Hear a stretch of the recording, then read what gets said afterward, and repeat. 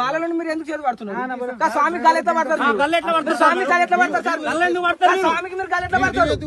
ఎందుకు కావను నువ్వు స్వామికి నువ్వు నాడు కేసు ఇస్తాను. మేము కూడా మట్టి వేసుకుంటున్నా నీ కోడి పంపినోడు ఎవరు? మీకు అంత రైట్స్ ఏమున్నాయి? స్వామికి ఎట్లా పడతావు సార్? నువ్వు బండ్లు తీసుకోపో. నువ్వు స్వామికి ఎట్లా పడతావు? నువ్వు స్వామికి ఎందుకు పడతావు? స్వామికి ఎవరు గల్లబడతారు? నీకు స్వామికి గల్ల ఎవరు పట్టమన్నారు? మీకు అలా పట్టినా సార్ నీకు సంస్కారం ఉన్నది కదా. గల్ల ఎట్లా పడతావు స్వామికి? నువ్వు ఎట్లా పడతావు? సరేనా?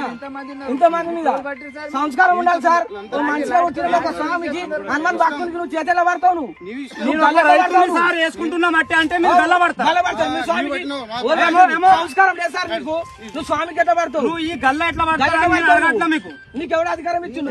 ఒక హనుమాన్ స్వామికి నువ్వు ఎట్లా గల్లబడతావు? నువ్వు ఎట్లా గల్లబడతావు? ఇటు మాట్లాడు సార్, ఇటు మాట్లాడు నువ్వు.